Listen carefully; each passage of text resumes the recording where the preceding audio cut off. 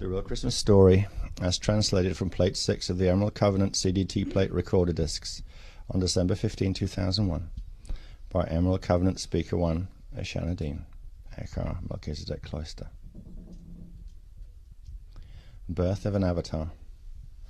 Long ago, on November 22nd, 12 BC, a child was born of natural conception to Melchizedek Cloister ascends Judy and Johias in the private dwelling of Ben-Yuman, later mistranslated as Benjamin, on the outskirts of the city of Bethlehem, in the land known as Israel. The infant's father, Johias, was a Hebrew Cloister Essene Melchizedek Rabni, which is a second-level Melchizedek Cloister ordinate priest, descendant from the house of King Solomon, son of King David. Solomon was the son of father King David of the Hyksos Leviathan Moses Abraham Noah Knights Templar Illuminati line, and mother Bathsheba, as Sarah's Egyptian Asen of the Melchizedek Cloister Indigo Magi Grail line. The Indigo Grail line was carried into the Hyksos Illuminati line through conception of Solomon for the purpose of attempted Emerald Covenant redemption contract by regenesis of the fallen hybrid Hyksos lineage. This race redemption contract later failed in 27 AD when the Hyksos and their Pleiadian, Nibiruan, and Anunnaki sponsors fully withdrew from the Emerald Covenant to re-enter the Atlantean Luciferian Covenant. Both Indigo and Hyksos lines directly descended from Atlantis. Judy, the infant's mother, was a Hebrew Asen Melchizedek Cloister regent, a third-level Melchizedek Cloister ordinate priest, a descendant from the house of Constantine. Judy's father, Reviticus, was a Roman Constantinus Ionatou Attila human triphib descent. Mother, Hebronon, was of Hebrew Asen Melchizedek Cloister Indigo Grey line descent. Most of this lineage fell to Omicron draconian control following the Asen divide in 27 AD. The house of Johias was located in the city in Bethlehem Commons. Just after conception, when the couple was showed in a vision that Judy was with Avatar child, Johias took Judy into hiding in Jerusalem, where she remained with Asen Melchizedek Cloister relatives until just prior to the infant's birth. Judy was exiled to Jerusalem during her time of waiting to prevent the Sadducees and Pharisees Illuminati overseeing Bethlehem from discovering the prophesied Avatar birth. The Sadducees were in fact Necromaton and Dromi-sponsored Teozen King Leviathan Illuminati line members that raided Hebrew Tribe 2 Indigo Grail line. The Pharisees were in actual fact Omicron Draconian-sponsored Dragon King Leviathan Illuminati lines that raided Hebrewian Cloister Tribe 2 lines.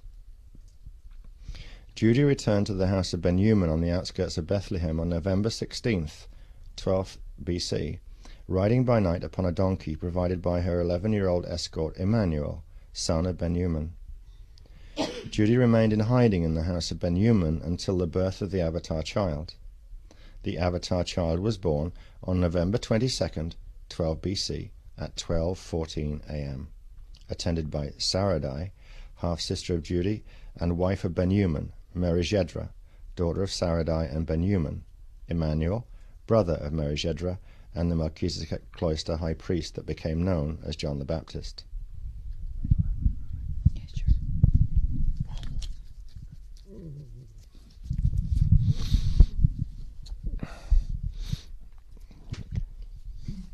The Achatic Trinity, the Christos Seeding Mission, and the 1212. Prior to physical birth, the Indigo Child Type 1 Avatar Asen infant and his Asen Avatar twin Marahari, later changed to Mary, were Asen Emmanuel and his Avatar twin Ashridari before them, Melchizedek Cloister Eckhars, which are 48-strand DNA template level 6 Melchizedek Cloister ordinate ascended masters. Like all Magi Indigo Grey line incarnates before and after them, all were born as members of the Melchizedek Cloister Achatic twin consummate pairs through the Sirius B Maharaji Council of Azaline, Halls of Amareya Passage. One DNA-activated Achatic twin consummate pair represents one fully incarnate Ekharai, the birth of Judy's avatar child on November 22nd, 12 BC, and earlier his female avatar Akkatic twin Marahari on June 21st, 13 BC, both earlier prophesied by John the Baptist, represented the earthly incarnation of the third Ekarai in the Emerald Order Ascended Master Trinity. The three Ekaris, which are three twin pairs, Akkatic twin pairs, incarnated together at this time as they had done before since failure of the 22,326 BC stellar activation cycle, to complete a portion of the Emerald Covenant Founders Planetary Christus Realignment Mission in preparation for the scheduled SAC of 2000 through 2017 AD. Each of the 6 Ekars carried the Arya Azata Tribe 12 DNA template coding from their previous Tribe 12 incarnations in Atlantis and Lemuria. The first Ekarai twin pair, John the Baptist and Merijedra, collectively carried the mathematical programs of the Triveka, Kuveka, Darveka, and Raveka High Veka codes in their Akkatic twin DNA templates. John the Baptist, known as how is this pronounced? Iani. Yeah.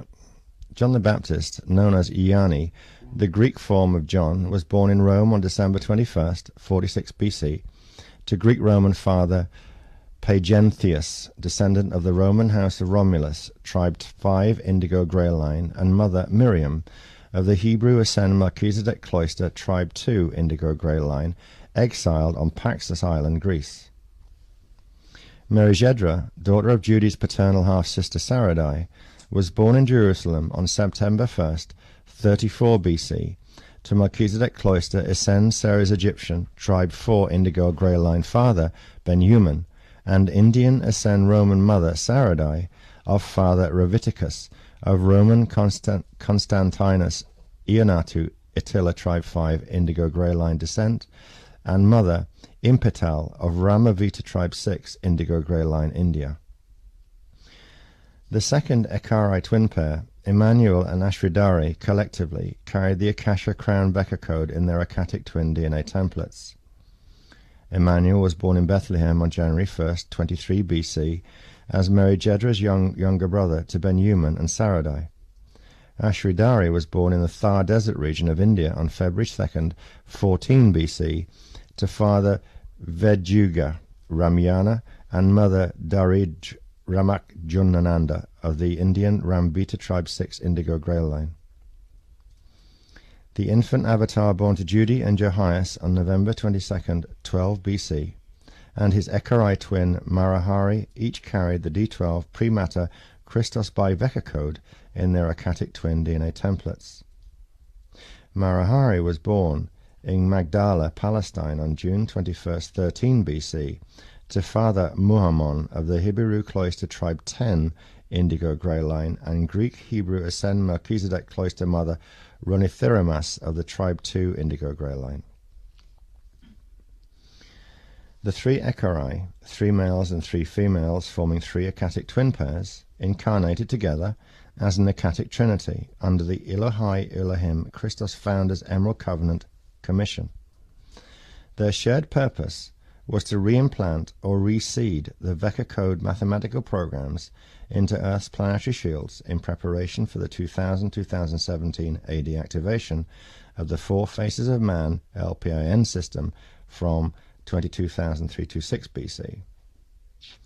The 3 Ekarai were the primary frequency carriers of the 144,000 incarnate Grey Line Indigos who were collectively serving as appointed Emerald Order Melchizedek Cloister Guardians of Earth's Templar during the Christ period. Since the Iani massacre of the failed 22,326 BC stellar activation cycle, these 3 Ekaris, who had headed the failed Christos realignment mission of 22,326 BC, had agreed to repeatedly incarnate thereafter until the intended December 21st, 2012 AD completion of the Christos realignment mission. Through their repeated incarnations, as a set of 3 Akkatic twin pairs, the High Veka Code Trion Miage field programs will be progressively re-entered into Earth's grids through dispensations of the High Veka codes via the ECAR's DNA templates during their numerous lifetimes. The ECARi serve to anchor the high Vecca frequencies into Earth's Templar and transmit them into the DNA templates of the 144,000 Team Indigo incarnates. Team Indigo incarnates then downstep the high Vecca frequencies and transmit them into the DNA templates at the tribal shield level of the angelic human 12-tribe races. Through repeated incarnations of the ECARis and their Indigo Grail Line team, the high Vecca code programs corresponding to the planetary Templar of Earth, Inner Earth, and Parallel Earth would reach critical mass imprinting in Earth's Templar and the human race morphogenetic field. Once the high Vecca code programs were reseeded into the Earth's Templar, the LPIN, and APIN systems of the Iani, Elohai, Elohim, Seraphai, Seraphim, and Braha-Rama Christos founder races could be activated during the next stellar activation cycle.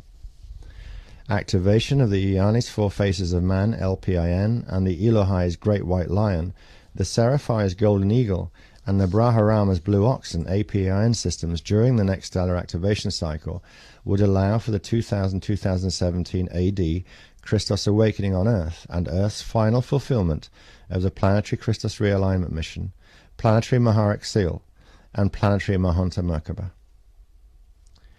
The female ECARs carried the base magnetic and the male ECARs the base electrical portions of the Tri, Ku, Da, Ra, and Akasha high Vecca codes to which they were commissioned. The full D12 by Vecca code was carried by both male and female ECARs assigned to its commission. The high Vecca code programs would enter Earth's planetary shields from the DNA templates of the ECARs when each ECAR received their equivalent level of Melchizedek cloister ordination and resultant corresponding DNA template activation from the Inner Earth Iani priests of Earth. The twin pair carrying the Akasha Crown Vecca required full level 6 Melchizedek cloister ECA ordination and temporary activation of the 48 strands of their DNA templates in order to transmit the Akasha code, the planetary Godseed, into Earth's Templar.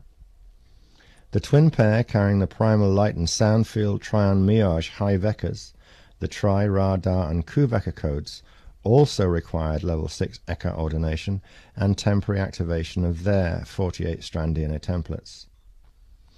The twin pair carrying the D12 Pre-Matter Christos Divine Blueprint by Vecca code required level 3 Regent ordination only, through which only 12 of their 48-strand DNA templates will be brought into activation to release the D12 by Vecca code program. The Bivecca code is the high Vecca code through which the D12 Maharata Christos liquid light primal life force current can run into Earth's Templar as the carrier wave for the higher frequency primal light and sound currents associated with the high Vecca codes above it. Though the third ECAR pair would only activate their DNA templates to the 12-strand level to become MC Regents, Melchizedek Cloister Regents, their mission was equally as essential as, and their Ascended Master's status equal to, the first and second ECAR twin pairs with 48-strand DNA template activation. The three Ecatic twin pairs functioned as an interdependent team. Since D12 frequency could not run through Earth's planetary shield since the fall of Brennaway in 208,216 BC, the ECAR twin pairs could not receive their required level of DNA template activation and Melchizedek cloister ordination on surface Earth, as D12 frequency was necessary to initiate these DNA template activations. Therefore, at different times, each of the 6 ECAR avatars comprising the 3 ECAR Ecatic twin pairs were to be individually brought to the Ark of the Covenant Andromeda portal passage, which anchored into Earth's Templar at Planetary Stargate 4, Giza, Egypt, to receive their DNA template activations. While positioned within the Ark of the Covenant passage, D12 frequency could be drawn from the D12 Amareya passage to activate the DNA template. From the Ark of the Covenant passage, the dormant high Vecca code programs held by the avatars could be transmitted into Earth's Templar. The high Vecca code programs would be projected into Earth's planetary shields from the Ark of the Covenant at Giza to Stargate 12 and QSite 12, France and Lemuria, Kauai, Hawaii, in Earth's Templar.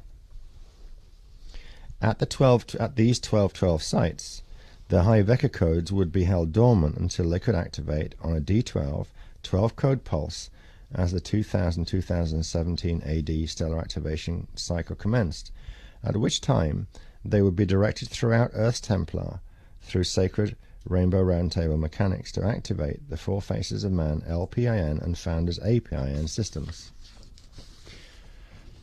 The Christ period is known as the Christos fulfillment of two objectives during this period of Earth time.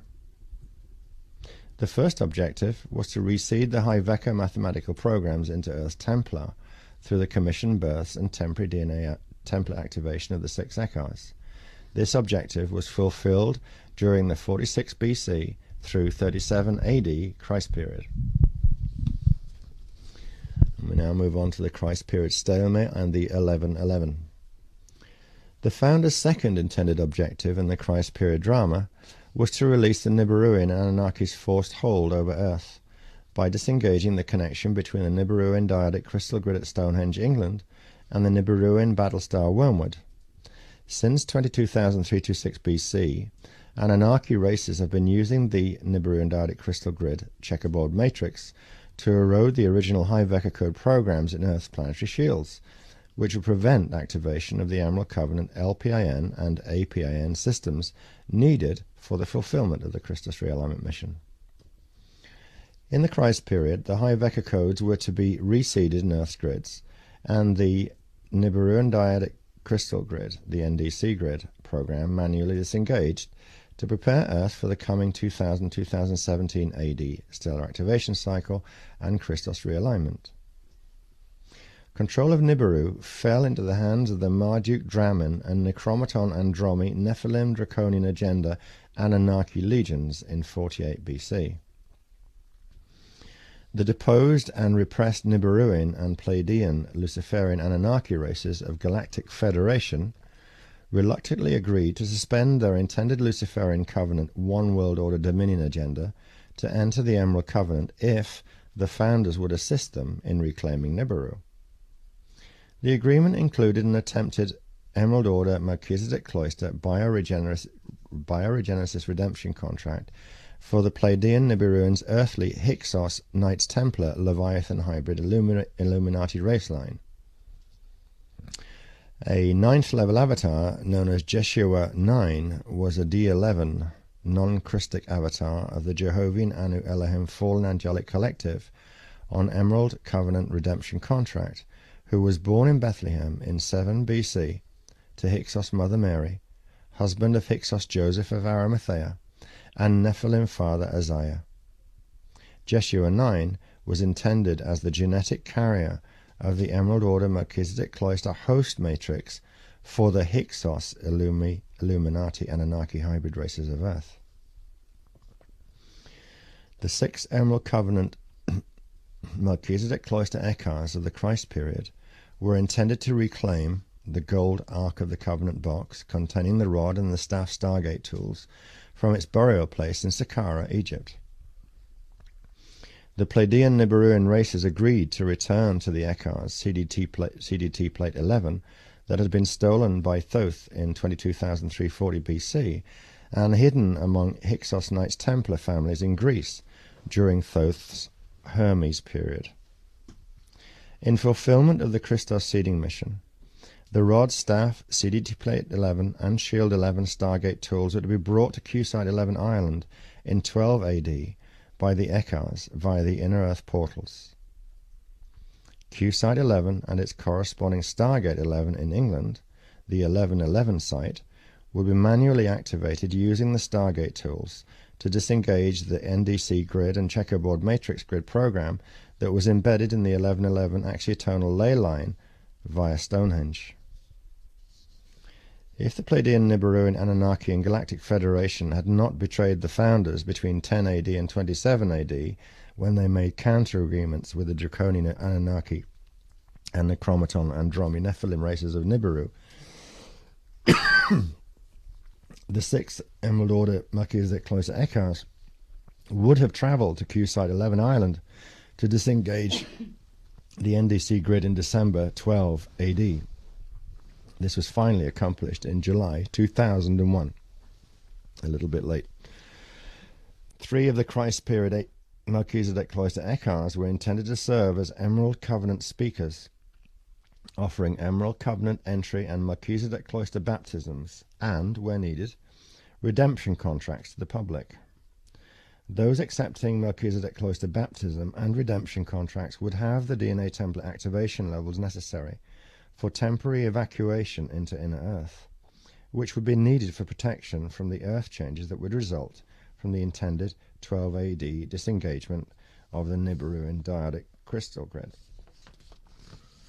In 10 AD, Pleiadian Nibiruin races of Galactic Federation entered deals with the Marduk, Dramin Anunnaki, and Necromaton Andromi races controlling Nibiru, pulling out of their Emerald Covenant peace agreements.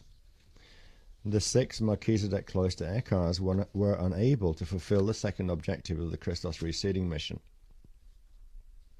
since the Anunnaki guided their Hyksos Illuminati races to relocate the hiding place in which the stolen CDT Plate 11 was kept. Without the CDT Plate 11 shield activator disk, the Melchizedek Cloister Ekars could not manually activate Stargate 11 to release the NDC grid at Stonehenge. Galactic Federation also instructed the Hyksos Illuminati to attack the Team Indigo Ascends, working with the 6 Melchizedek Cloister Ekars, in attempt to steal the Ark of the Covenant gold box and Stargate tools from them. The Anunnaki intended to use Plate 11 and the Rod and Staff tools to create pole shift, in the hope of preventing activation of the high Vecca codes in Earth's Templar during the 2000-2017 AD stellar activation cycle. The Hyksos succeeded only in stealing the staff tool from the Ark box, and so could not fulfill their intended Dominion agenda during the Christ period. The King Arthur drama of 609 AD was a continuation of this stalemate, through which the again incarnate Melchizedek Cloister Ekars made headway in preparing for the 2000-2017 AD SAC Christos realignment. The sword Excalibur was the staff tool which King Arthur's Team Indigo reclaimed from the Hyksos-descended Illuminati races. The real Christmas story is the story of the Akkatic Trinity of 46 BC through 37 AD, the Emerald Order Melchizedek Cloister Team Indigo and their Ekari avatars, and their collective efforts to fulfill the planetary Christos seeding mission in order to prepare Earth's Templar for the final Christos realignment mission of 2000-2017 AD. So, the coming of Jeshua 12. On November 22nd, 12 BC, at 12:14 a.m., Judy gave birth to the male avatar infant in the house of Ben-Human on the outskirts of Bethlehem. Saradai, Judy's half-sister by common Roman father, Reviticus, and Merijedra, Ekari I, Saradai's 22-year-old daughter, served as midwives in the birth. Upon the infant's arrival, John the Baptist, Ekari I, then aged 33, and by the way, happy birthday, and known by his Greek name, Johann, with the assistance of 11-year-old Emmanuel, Ekari II, presided in the initiation rites of the infant's Melchizedek Cloister conjugate baptism. On November 22nd, 12 BC, Iani and Emmanuel prepared the infant's body for integration of its Ekari III identity, which would occur 1 month later in fulfillment of the Melchizedek Cloister conjugate baptism and regent ordination. Upon his physical Melchizedek Cloister initiation, the infant child was named Jeshua, the original Jeshua, a name chosen by his father Johias.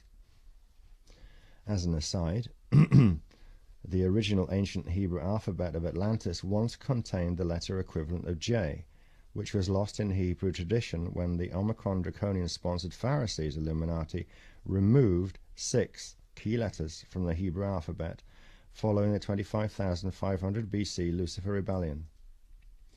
Melchizedek Cloister Iani races retained these letters in their tradition through their open contact with the Iani priests of Earth from inner Earth.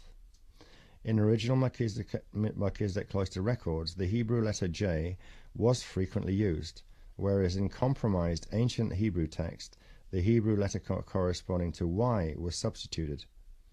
Illuminati records refer to Jeshua as Yeshua, therefore.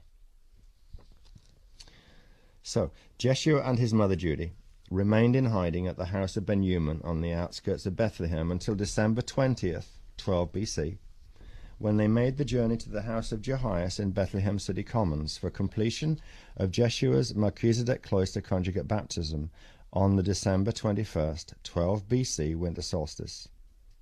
As is the case in all indigo child types 1 and 2 births, the soul of Eckhart Ascended Master Jeshua embodied into the physical vessel through the process called soul braided walking.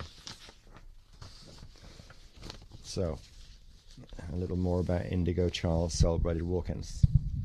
The consciousness field of indigo types 1 and 2 oscillates at too high frequency to directly integrate into a physical vessel that holds anything less than a natural 12-strand DNA template activation. Indigo children types 1 and 2 incarnate into density 1 Earth physicality by entering a limited, simultaneous incarnational cycle in various immortal Eani Orifim human Christic avatar bodies in density 2 semi-etheric matter, Sirius B, Tara, inner Tara, and parallel Tara time cycles, and within the density 1 inner Earth time cycle. Simultaneously, the indigo identity enters the standard 212 cycles comprising the 1728 simultaneously incarnate identities of a Christic angelic human avatar within densities 1 through 4 of the particle and antiparticle universes in our time matrix. To begin incarnation in a density 1 Earth body, the indigo avatar first sends into the new physical vehicle for fetal integration the lowest oscillating incarnate soul identity of itself from the density 2 Tara time cycle within the particle Earth incarnational 12 cycle. Fetal integration of the soul usually takes place between the 33rd and 56th days following conception of the physical zygote. Fetal integration cannot occur at conception or before the 33rd day thereafter, as the oscillation rate of the energetic frequency that carries the consciousness is too fast and would destroy the scalar wave template of the zygote's matter form, resulting in miscarriage. In indigo children types 1 and 2 births, the density 2 soul from Tara integrates into the embryo and remains as the active soul in the body throughout birth and until the DNA template activates sufficiently to hold the faster oscillating Orifim Eani avatar soul. The birth soul remains with the body, and the avatar soul remains in D4 through D6 biofield overshadow, connected to the body via a partly activated 6th DNA strand template, unless early activation of the infant's DNA template is orchestrated by the Eani Melchizedek cloister master priests of Ur.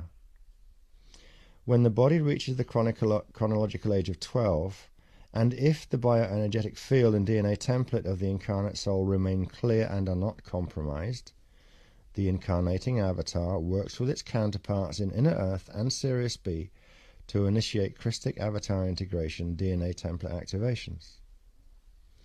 When the 12-strand DNA template is initiated into activation via level 3 Melchizedek cloister regent ordination, the birth soul and Eani indigo avatar identities prepare for a soul braided walk-in.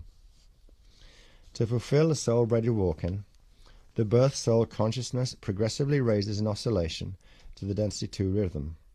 Simultaneously, the D12 Christic avatar identity aspects stationed in inner Earth and density 2 Sirius B lower their oscillation rhythm to that of density 1. Over the course of usually 2 to 7 years, or rarely within a 12-day period after regent ordination, the birth soul disengages from the lower 3 strands of the DNA template, as usually occurs in biological death. The consciousness passes into the D4 astral body field awaiting ascension to density 2. Simultaneously and in a synchronistic manner, the inner Earth and Sirius B identity aspects of the Eani avatar transmute their bodies to density 5 antimatter primal light, then lower their oscillation to D4 astral field rhythm. In the D4 astral field of the incarnate body, the Christic avatar braids together its inner earth and Sirius B aspects of consciousness and memory imprint. Then begins Christic avatar embodiment in the density 1 earth body by progressively merging its consciousness with DNA strand templates 1 through 12. Oh, perfectly easy. As the birth soul walks out to the D4 astral field, the Christic avatar identity walks in to physical embodiment, releasing the birth soul from the body's karmic miasmic imprint.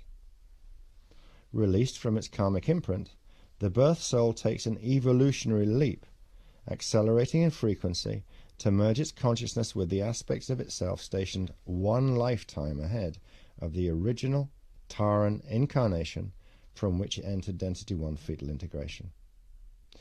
The Christic avatar identity, now intertwined with and responsible for the DNA template of the density 1 physical body, proceeds to clear any remaining miasmic imprint from the body, while sequentially bringing into sustained activation the first 12 DNA strand templates of the indigo genome for full Christic avatar embodiment.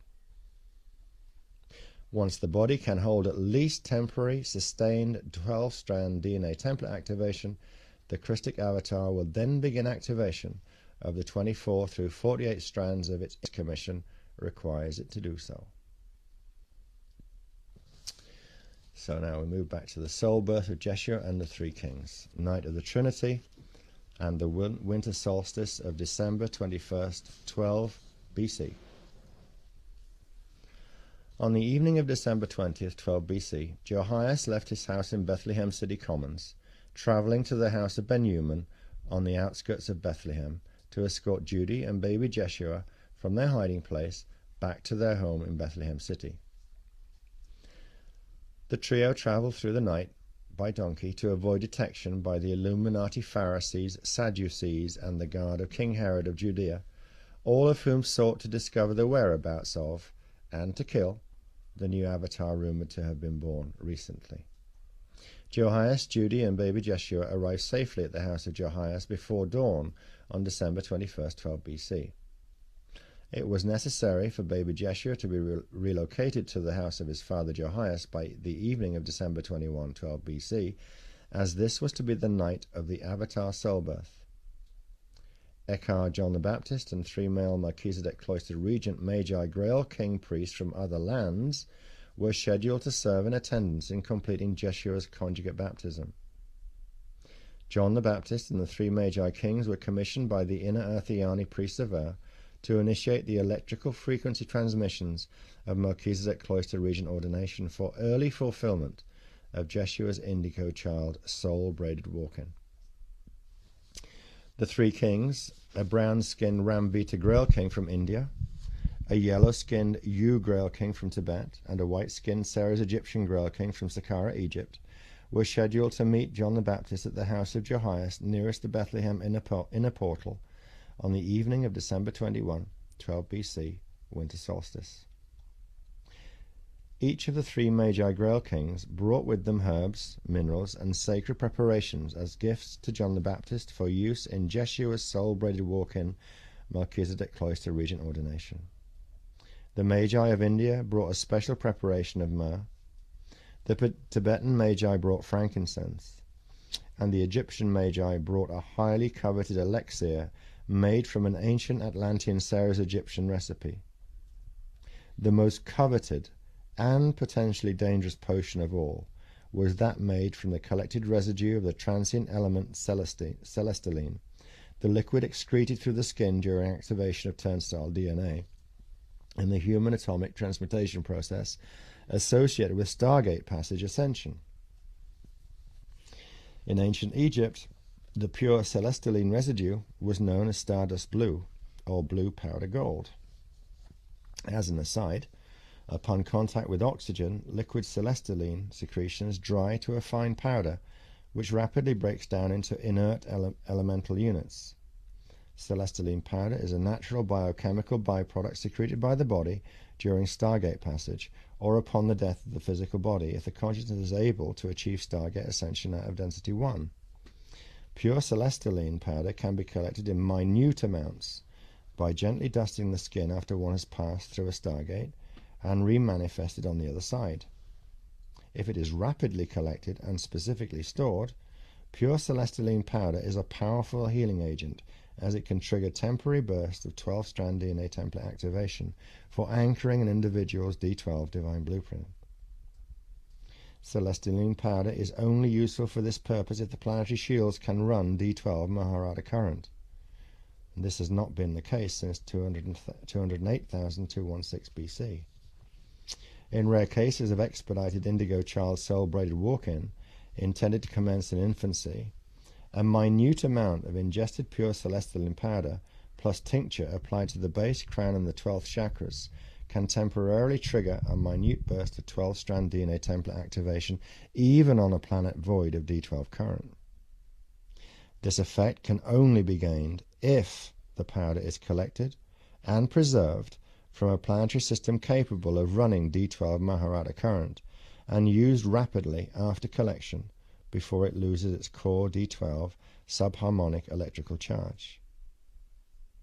In ancient Egypt, impure celestiline powder or its aged residue was harvested from corpses or mummies whenever discovered.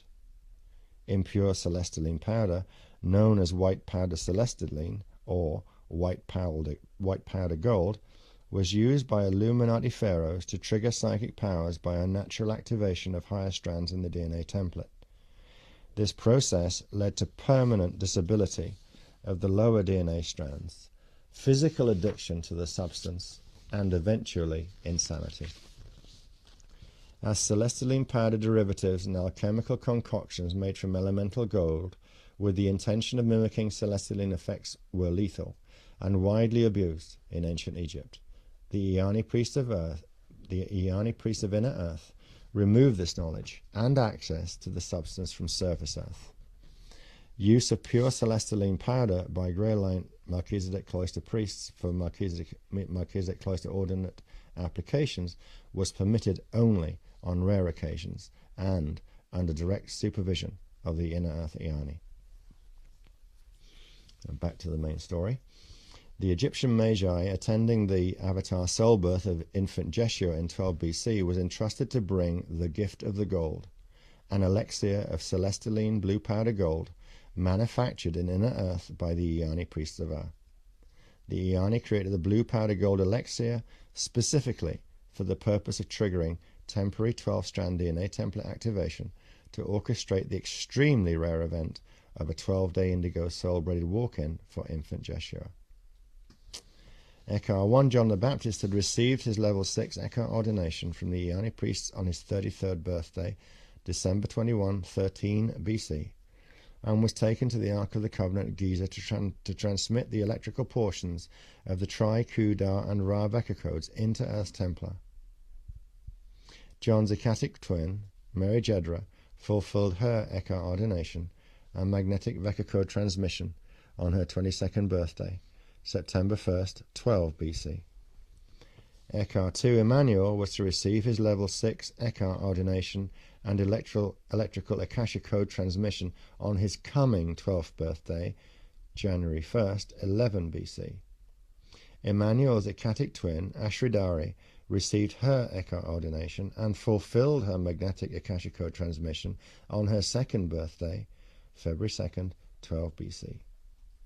Like Jeshua, Marahari Eckhart III, Jeshua's Akashic twin, received her level 3 regent ordination and Biveka code transmission on July 21, 13 BC, 1 month after her birth on June 21, 13 BC. The December 21st, 12 BC level 3 regent ordination and soul birth of Avatar Jeshua represented a completion of the high Veka circle. The Akashic Trinity was fully incarnate on Earth in order to fulfill the Christos seeding mission. The three Grail King Melchizedek cloister priests did not follow a star to Bethlehem to find baby Jeshua, as the legend is falsely told. Each of the three Grail Kings had been earlier approached by an Iani priest from Inner Earth named Ma'ahuete, and told that their service was needed in Bethlehem on the winter solstice. Ma'ahuete, known as Ma'a, as this Iani priest is often called, provided each of the three Grail Kings with the protected sacred knowledge of the access keys and inner earth portal locations that connected their lands to the inner earth portal of Bethlehem. The three kings became known as the three wise men within the Anunnaki falsified legends due to their knowledge of Earth's Templar, inner earth portal locations, and the crystal seeding mission. The three Grail Kings entered Bethlehem through the inner earth portal after sunset on December 21st, 12 BC, and proceeded to the nearby house of Jehoias in Bethlehem Commons to fulfill their priestly duties in the regent ordination of infant Jeshua. The three kings did not at first realize that their portal entry into Bethlehem had been witnessed by a member of the Sadducee Guard. It was Ma'a, who had emerged from the portal to reset its security access template, that discovered the detection.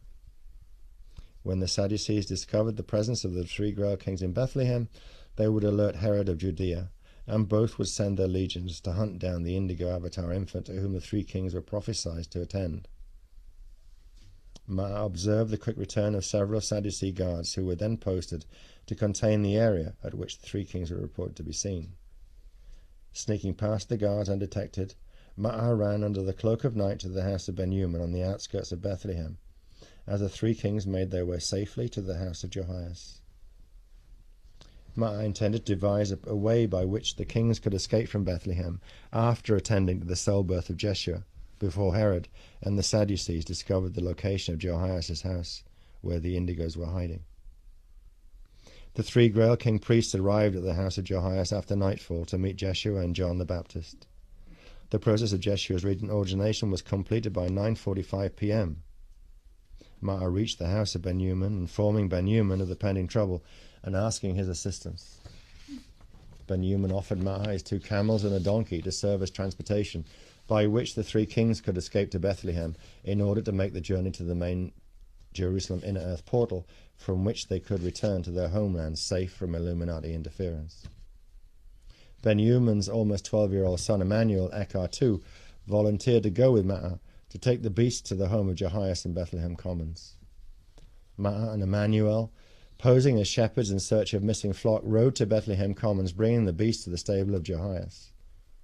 They entered the home of Jehoias around 9:15 p.m., just before Jeshua's regent ordination was complete, telling of the coming threat of Herod and Sadducees' guard, and the need to lead the Grail Kings home by way of the portal. Ma'a planned to send Emmanuel to the stables of the inn on the east side of Bethlehem Commons, the route the kings would take to emerge into the desert night undetected by the Sadducee Illuminati guard. Emmanuel was given a small skin drum by Jehoias and provided with 2 different drum beat codes, one meaning safe passage, the other guard warning. Emmanuel went ahead to the designated stable location to observe the activity of the Sadducee guard. When the area near the inn appeared clear of guards, Emmanuel beat out 1 round of the safe passage drum beat.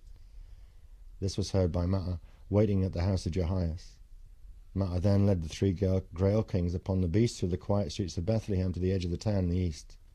Ma'a instructed the kings to ride into the desert by following the brightest star. The star that the 3 kings followed to escape from Bethlehem after tending to Jeshua was a Merkaba vehicle plasma ship, intentionally positioned by the Maharaji Blue races of Sirius B. Ma'a had arranged through his constant telepathic link with the Maharaji for the Star of Bethlehem Merkaba ship to appear to direct the Grail Kings to the appropriate desert area. The kings were instructed to wait in the desert for Ma'a's return the following evening, December 22nd, 12 BC, for escort to the Jerusalem inner earth portal, but Ma'a, in the flesh, could not return. The morning of morning, 12:16 a.m., December 22nd, 12 BC. The story of the little drummer boy. Ma'a led the 3 Grail Kings to the desert edge on the east of Bethlehem, as Emmanuel waited hiding in the stable by the inn, keeping guard over Ma'a's intended return path. Ma'a was to return to the stable to collect Emmanuel and safely return him to the house of Ben-Human on the outskirts of Bethlehem before dawn. Emmanuel watched the inroad from the shadows of the stable, and Ma'a began his return from the desert edge as the 3 kings followed the star, into the safety of the desert night. Suddenly Emmanuel heard a clamouring of people coming down the old inn road. He was quickly to identify them as the Sadducee guard, who had begun door-to-door raids in search of the kings and the Avatar infant. If Emmanuel did not warn Ma'a would be caught by the Sadducees as he returned to the stable. In hope of alerting Ma'a to the pending danger and diverting the Sadducees' attentions from the nearby home of Jehoias, Emmanuel, hidden in the stable, repeatedly beat out the guard, warning drumbeat upon his small skin drum. Hearing the odd drumming in the silent night, the Sadducees stopped their rage to trace the beating to its source. The Sadducees descended upon the inn stable just as Ma'a had returned. Knowing Emmanuel was trapped within the stable, and that his arrest and anticipated torture and interrogation by the Sadducees would bring Herod's suspicion down upon the house of Benjamin and Jehoias, Ma'a attempted to create a diversion by running and yelling through the street. Ma'a dodged behind the stable and entered from the rear, hoping to lead Emmanuel out to safety in the direction opposite to the Sadducees' advance. But several Sadducees remained posted at the stable and saw Ma'a's entry and the waiting boy. They hailed the return of the remaining guard. Ma'a and Emmanuel knew they could not allow themselves to be captured by the Sadducees, because Emmanuel would be easily identified as the son of Benjamin, endangering all of the Indigo Grey Line families in Bethlehem. They had to find a means of escape. They refused the Sadducees' repeated demands of surrender, and the Sadducees began throwing their lit torches as a result of their refusal upon and within the inn stable. The small stable was quickly surrounded in flames, and there was no point of escape for Ma'a and Emmanuel.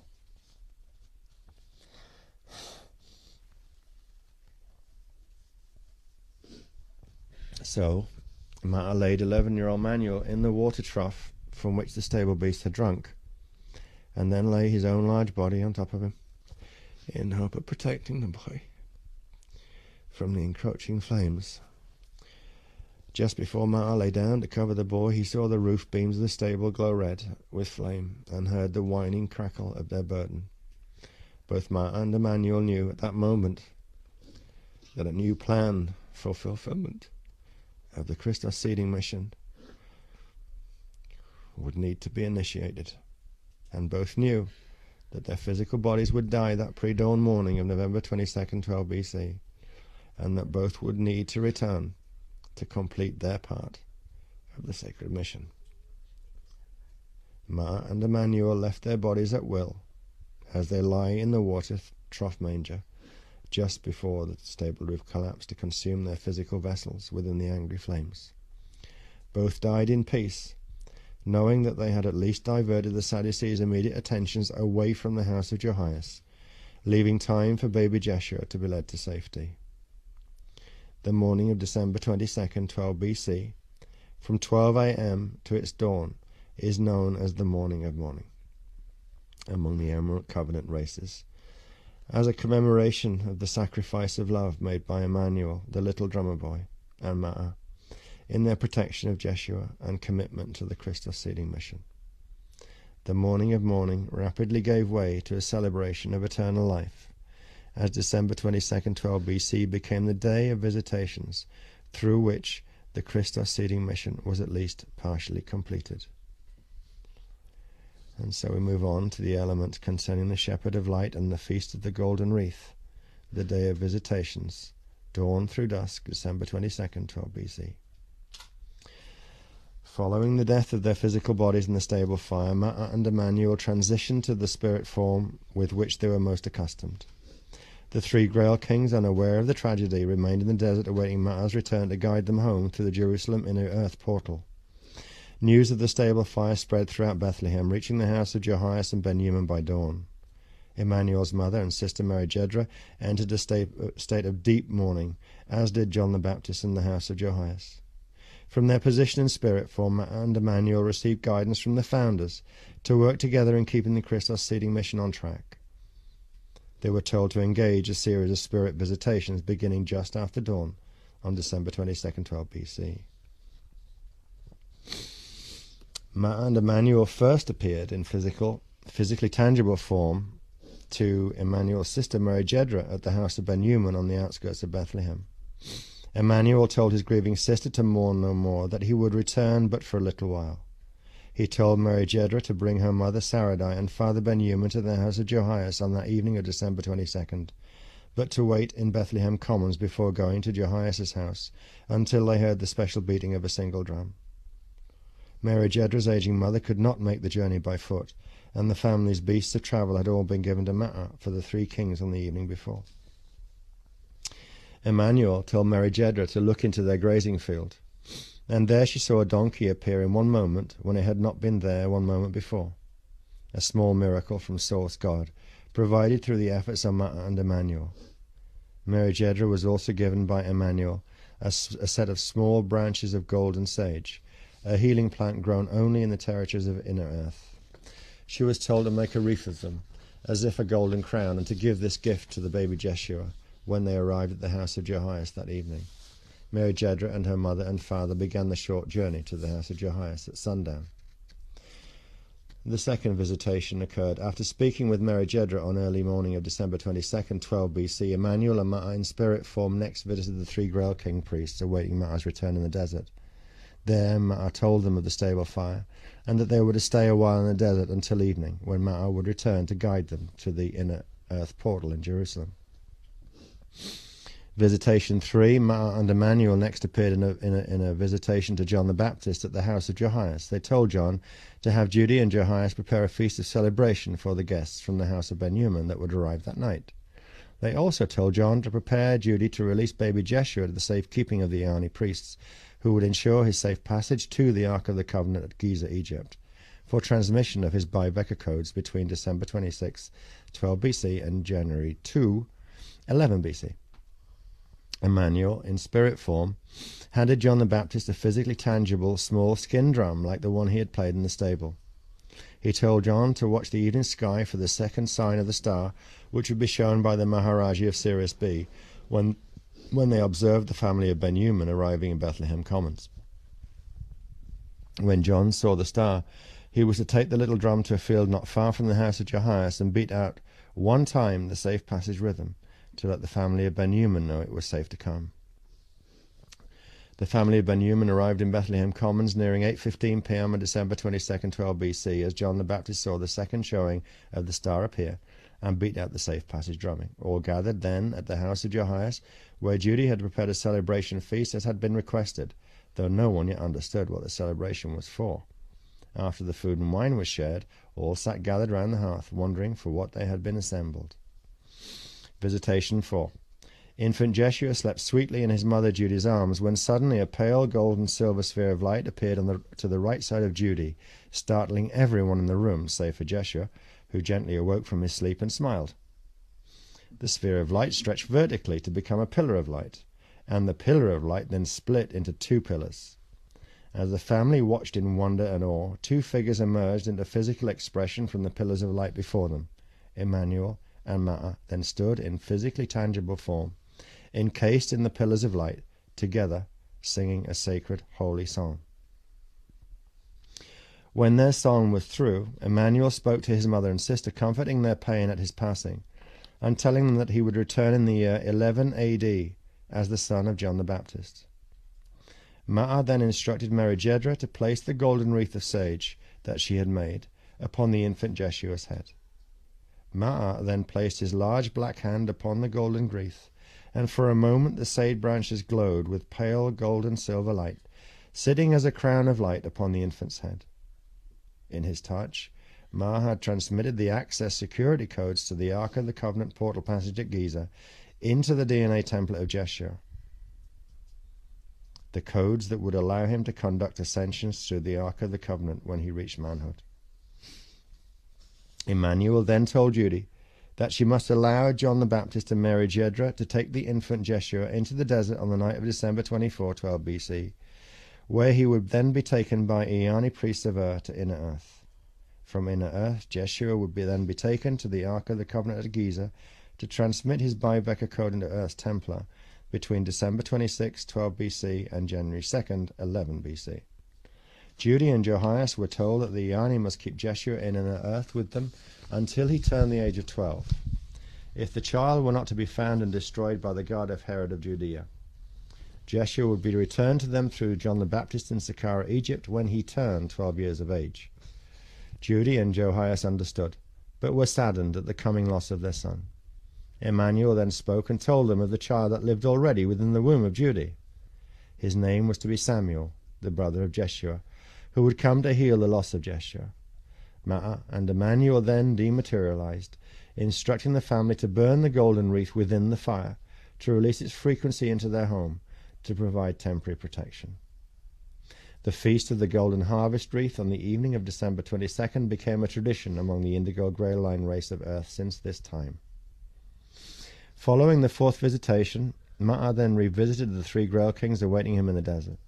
Ma'ah told them to set loose their beasts, bury their kingly goods, and tear their clothes like beggars, so they might approach the city of Jerusalem as unassuming ones. Ma'ah, again manifesting in tangibly physical form, taking on the image of an old shepherd, led the disguised kings to the Jerusalem Inner Earth portal entrance, arriving a bit after dawn on December 23, 12 BC.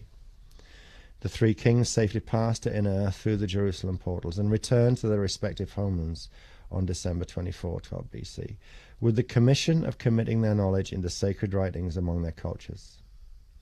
In these writings, Ma'ah became known as the Wayshower and the Shepherd of Light, the true and only original Father Christmas, upon which later legends were built. There he is on the mantelpiece. On December 23, 12 BC, John the Baptist and his Akkadic twin Mary Jedra took infant Jeshua into the desert to meet the Iani priests. On December 24, 12 BC, the Akkadic twins were married by the Iani priest and told to stay 2 days in the desert for later instruction. On December 26, 12 BC, the Iani priest brought infant Jeshua to the Ark of the Covenant at Giza, where his Biveka codes were transmitted into Earth's Templar between December 26, 12 BC and January 2nd, 11 BC. Also on December 26, 12 BC, a group of 3 Iani priests emerged from Inner Earth to bring the understanding of the Christos seeding mission to John and Mary Jedra.